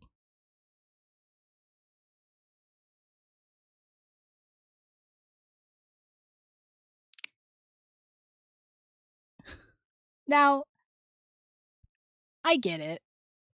This guy's been showing up. You don't want to answer his question. Fine, whatever. You might be worried he's a security risk, maybe. I don't know. What the fuck ever. Sure. I think it's crazy to find out what his dogs' names are just to drop them on him like this. Now, I do think this is completely unrelated. Yeah, I do imagine that, but also I do just think that Slocken is, again, former CIA, but like, are you ever really former CIA? Like, let's be real. like let's be honest here. Um, like I do think that, yeah, sure. Uh, maybe for her safety. I also think that this guy isn't even asking her a particularly tough question. He's asking her if she'll join the Medicare for All caucus. She's running as a Democrat. Like, why is that a hard question for her to answer? Like, why does she want to avoid that question so much that she had to have this man investigated? Now, this is completely unrelated. I don't think this is related at all, but the tracker did die 3 years later. Well, she doesn't want to say no. Exactly. She doesn't want to say no. Which I think is the real important part of all of this, is that she doesn't want to say no. But she doesn't want to say no so badly that she had this man investigated possibly and decided to drop his dogs names on him to scare him, to scare him off. But yeah, he did die 3 years later. I don't think that's related at all. I want to be very clear about that. I don't think that, like as much as, you know, as much as I do think that she purposefully investigated this man and is trying to like intimidate him in this video. I don't think that um I don't think that's related. What did he die of? I don't know. They don't actually say. I've not been able to find any information about like what he died of, but I mean if we purely hypothetical, purely speculating, you know, he did have an interest in like Medicare for all, so it's possibly he had some sort of like illness that he was dealing with that, you know, led him to be particularly passionate about that issue, but that's complete speculation on that point. I don't know. But yeah. It's it notes that he felt intimidated by Slocken, who is not shy about touting her CIA credentials on the campaign trail. That's the other like side of this coin. Slocken is very open about her CIA work. Like she's very proud of it. And I think that I think that her just, deciding to drop this, knowing she did this, knowing that, like, she did, like, she didn't do, like, she didn't, like, do this to be like, haha, I know your dog's names. Isn't that like, isn't that like, funny? Like, she did this because, like, I know your dog's names. I'm trying to intimidate you because I shouldn't know your dog's names. Like, she didn't like she knows she shouldn't have that information. Um like, she knows that information should not be privy to her at this point. So, yeah. I do just I do just think that this whole interaction is one that is definitely stuck with me for quite some time because it's an interesting one from her. It's one that I think just sums her up very very like succinctly. Like, it represents her, like, as a whole. She's like, it like the not wanting to answer the question about Medicare for all, um going so far out of her way to avoid it that she's willing to pull this, like, power move on this man to be like, haha, I have information about you that I shouldn't have. Isn't that scary? I was in the CIA. Like, it very much, like, just encapsulates her very, very well, I think. Um, Personally, I think more people need to see that clip. Like, never forget, truly never forget that Slokin once threatened a man with his dog's names because, she's fucking like that she should not have known because she didn't want to answer a question about Medicare for all. Like, it's like, well, why can't you say yes, Alyssa? Is it because you don't support Medicare for all? Which is like the bare minimum as far as, like, like a healthcare system. Like, this is like it's like as far as like a universal healthcare system. Like, we're talking like the bare minimum here. She doesn't want to lie. Yeah, I know why she's doing it, but it is just again, it's just very like it's the bare minimum. It's the bare minimum, and this is not from like a long time ago. Like, what is the actual year on this video? Yeah, this is from 2018. Like, this is post 2016. This is post Bernie. Like, we were definitely well into the conversation of like universal healthcare at that point. Like, I think that the bare minimum you could do is say that you're in support of like Medicare for all. Like, I think that is just the bare minimum. And again, I just think it says a lot that rather than answer the question, she decided to really just like hone in on, I'm gonna try and scare this man away. It's a very that ship sailed. Look at the debt. Nah, yeah. Look, money's fake anyway, dude. Money is fake anyways. Look at the market. Look at the stock market, man. Shit's fake. Uh oh man. Yeah, so that's Alyssa. That's what she's been up to. As far as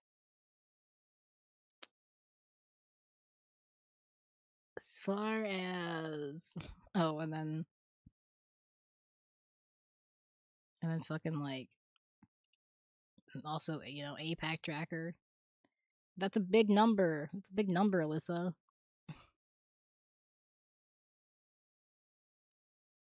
It's a big number. It's a lot of money.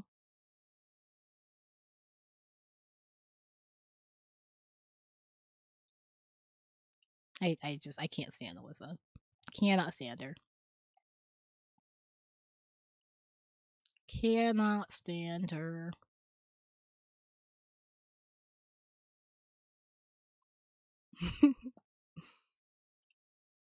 And then here's Eric Adams. Easily one of the funniest guys America has had in decades. It's actually true. I do think his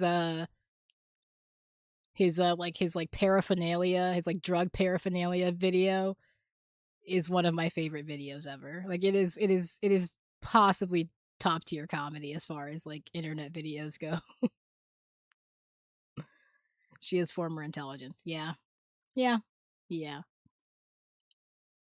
Former NYC Mayor Eric Adams is now officially Albanian. I don't think that's how that works. Like, I don't know if he's officially Albanian, but he has like an Albanian citizenship now. Has retrieved an Albanian passport by special decree issued by Albanian president. Yeah. It's crazy. Now I want to watch that video. Hold on. Let me see if I can find it. Why did he even do that? I don't know.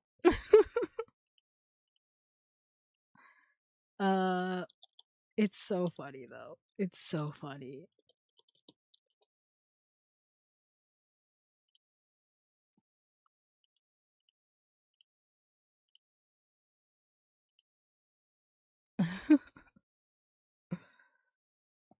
Oh my god, is this like the full? I don't know if I've ever seen the full video.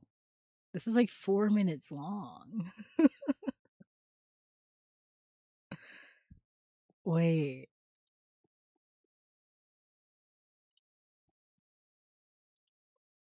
From my house, I realize how important my crusade is of removing illegal handguns off the streets of New York.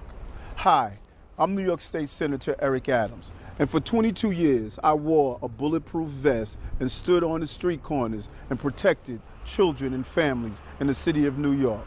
I'm asking you to join me in this crusade of removing illegal handguns off our streets and out of our homes. Please come and join me inside my house as I show you how simple items such as bamboo paper can be an indicator of marijuana use, or a cut of straw can be an indicator of using cocaine. I will show you how to search a room to ensure that you remove illegal handguns and other contraband from your home. What I would like to show here is to empower parents on how to search the music. The music. Why did they pick this music? a room inside their home. It's imperative that you should know what's inside your household. And no one can state that you can't search a room in your own home. You write the Constitution. There are no First Amendment rights inside your household. It is your obligation and responsibility not only to protect the child that may be using an illegal drug or carrying an illegal gun, but you also have to protect the members of the household, their younger brothers and younger sisters, and the other elder members of the household. The camera work as well. Like it's like I don't know if they did this on purpose. It's like filmed like a it's filmed like a mockumentary style thing. Like I have to assume that was like on purpose. Like that was a stylistic choice. There's no way. So by periodically sending a message to your home that there are no rooms off limits, you don't believe in locked doors, your house is open. Like I'm sure they were too lazy to get a tripod, but like that has to be a stylistic choice. Like I'm sure I could also buy that they were too lazy to get a tripod, but I'm sure that was a stylistic choice. It's just it is incredible. Like this man's an actor. He's an actor. He's an artist. He had the vision. He saw the vision and he said, "Let me put together something that will stand the test of time." Open to inspection by your house and the members of your house. The message is you expect your children to do what's right, but you always have to inspect what you expect. And that's the key to providing some preventive safety. So if you come to a room like this You can start out, I always recommend to start out in a periodic fashion so you'll be used to going through the room to look at the various items in the room. You can look in the jewelry box. A jewelry box of this nature, maybe a simple jewelry box, but if you look through it closely, you don't know what your child may be hiding. For instance, a gun could be hidden, a small caliber weapon could be hidden inside a jewelry box. Look at the various colognes and perfumes and photos and pictures. You should always, when your child brings in his popular knapsack with many different locations, look through it to see what exactly is your child carrying in addition to a book. Something simple as a crack pipe, a used crack pipe. Could he have Ah, yes, the used crack pipe. Like, I do just think that most, even just children, are better at hiding things than this. Like, I do think that most children are better at hiding things than this. I do think that.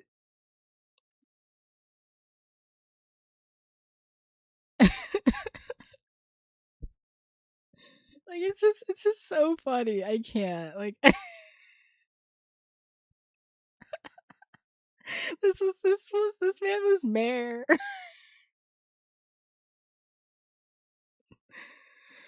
Oh my god. Sometimes American politics does give us a gift. Every now and again. Every now and again we do get an Eric Adams. And I am thankful for the state of American politics just for a moment. Because don't remind me. Like, I mean, I imagine it's different if you had to like live under him for sure. Like I definitely have like our former governor. I am not a fan of, and at one point I had the opportunity to hit him with my car, and I almost did, but but um I just I don't like, but he's not as funny. He's not as funny as Eric Adams. Like, if he were as funny as Eric Adams, I might not have wanted to hit him with my car that day. Who knows? found it on the street? That's quite possible. But this is a discussion piece where you should start speaking with him to find out what is he doing with it. And the whole It's a discussion piece. I think it's more than a discussion piece. Like, if you find a crack pipe in your kid's backpack, like, we gotta have more than just a discussion.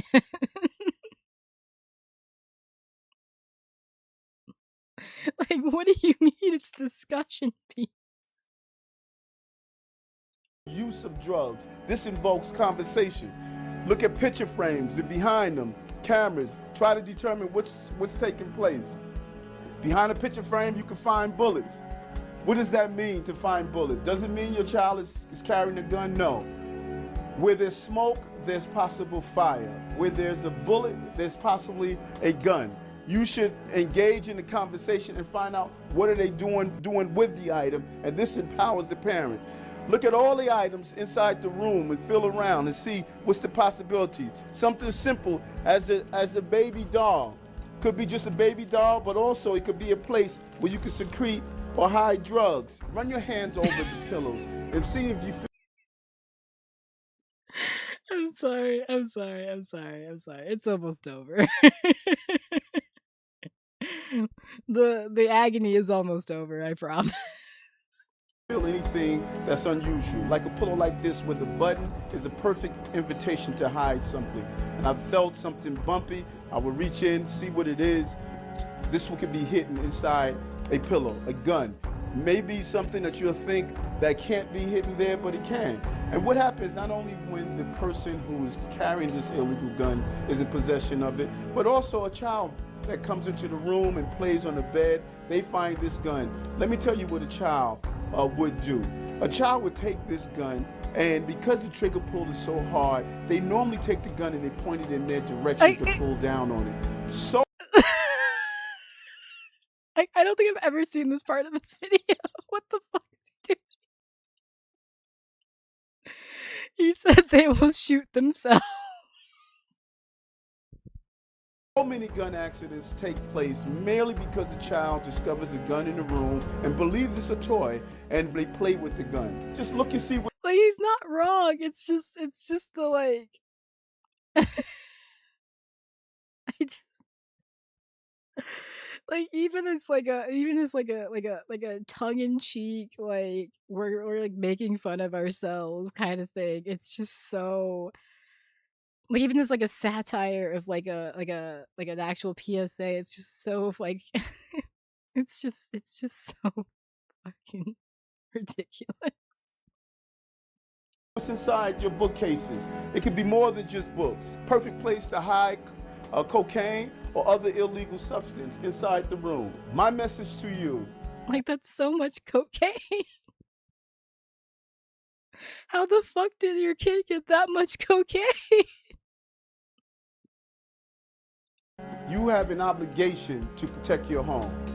The First Amendment does not apply to the right of parents to go through their homes to remove contraband or any other unsafe item. There are no First Amendment rights in your home. You have a duty and obligation to protect the members of your household. That's for him later. Oh my god. Okay.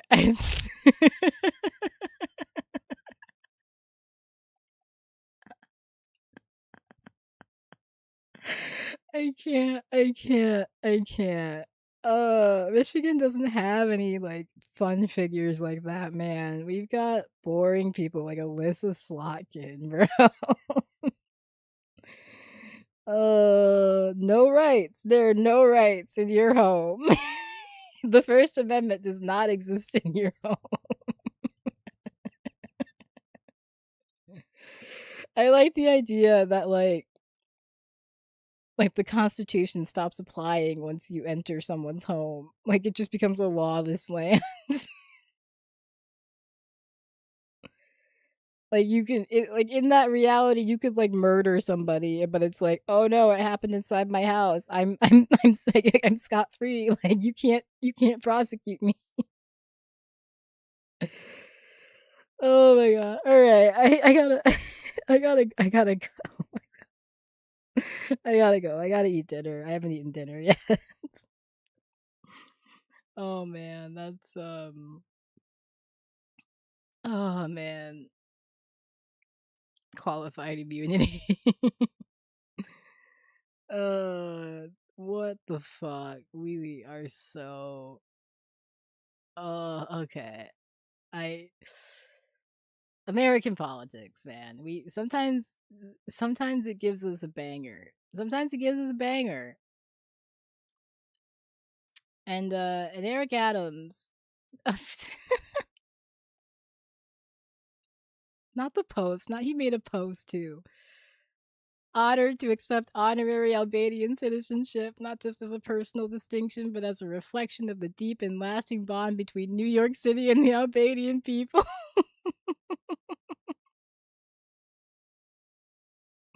Is New York the Albania of I don't know what the capital of Albania is. Oh man, what's the capital of Albania? Hold on. Hold on.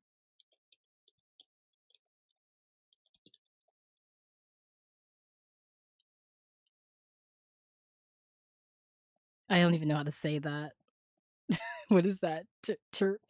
Oh no. I don't know how to say that. Fuck. Terrain, Tirane,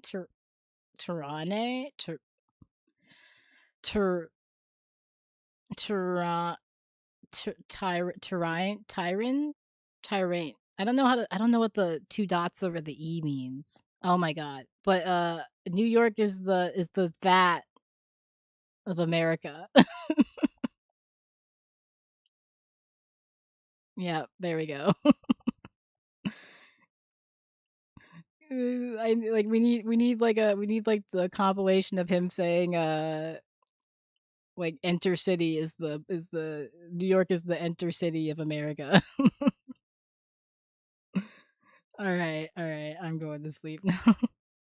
There's a lot. There's a lot of Albanians. Sure, sure.